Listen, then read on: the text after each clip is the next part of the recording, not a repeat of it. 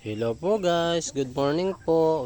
Welcome back po. So guys, ito na po pala yung mga ano ko guys, mas kubida ko.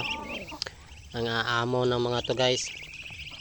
So umaga at saka hapon yung patuka ko sa kanila. So panahon ngayon guys ng taniman ng palay. So malapit na to silang kulungin. Ayan guys, ang dami nila. 33 piraso po to guys. Tatlong inahin to guys.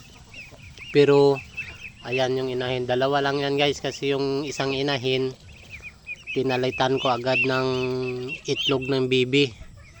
Yung inahin kaya pinagsama ko lang dito yung sisiw ng isa. So ayan guys. 33 piraso yan. Malalaki na sila guys, nasa isang buwan na, megit isang buwan na rin guys kasi yung bibi guys, yung bibi ko guys napisa na yung ano niya guys.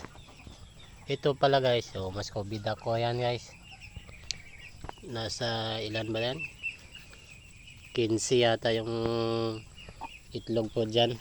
May ano na rin yan guys, may malapit nang lumabas kasi may mga crack na yung sisiw. Ito po guys yung inahin na isa, oh, yung pinalitan ko ng bibi. Yan guys, bibi yan guys. So 13 piraso na bibi na yan plus 1 na ito sa bibi ko to guys, yung kulay dilaw, itlog ng bibi ko. Ito binili ko to sa tsuhin ko, galing din sa similya ng bibi ko dati yung kanya. Yan guys sila, oh, ang dami na guys. Tapos meron pa ako doon sa yung nauna kong may video akong in-upload, yung inatake ng ano ng aso. Buti dalawa lang yung nadali, malalaki na yun guys, mahigit 2 buwan na yun eh. Tapos bibi yun, 26 piraso sila doon guys, 20 size. Nandun sila sa palayan, malapit ko nang kunin kasi pizza 20 magtatanim na sila ng palay. Iuwi ko, ililipat ko yan sila ng ibang palayan. Hahanapan ko sila ng pwesto pwedeng paglipatan. Dami guys, ito yung bibi ko. Tapos yung bibi ko guys, nangingitlog na silang tatlo, nangingitlog sila ulit. Ginawa na akong malaking incubator, napakalaking incubator guys, pero wala pang thermostat. Gagawa ako ng balot pag dumami yung bibi ko. Ito pa guys, mas kubidak pa yan guys. Yung 9 na piraso naging 8 na lang guys kasi na-trap dun sa lambat ko guys. Yung lambat ko na yan guys, na-trap yung isa, namatay.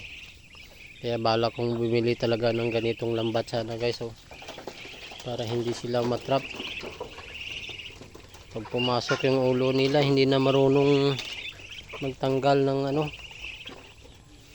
ng ulo nila, ng katawan nila doon sa lambat. Tsaka okay lang sana pag ganito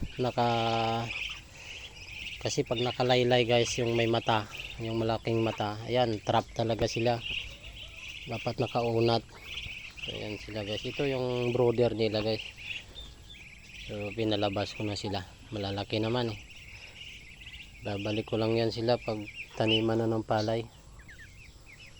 Marami pa akong naglilimlim, tatlo pa yan, tatlong inahin pa yan guys. Dito pa, oh, dyan pa, oh. Ilang piraso na lang to, 3, 6, 9, 12, 12 na lang guys kasi kinuha ko yung tatlo. May crack pero buhay pa naman yung ano, kaso baka hindi ko na mapakinabangan yan. Ito yung incubator ko guys, napakalaki. Diyan sa loob, 4 na layer, kasya dito 200 plus siguro guys. Gagawin kong balot, tsaka papirisaan din na rin. So thank you guys, maraming salamat po. Maraming salamat sa mga bago kong viewers at subscribers. Thank you po.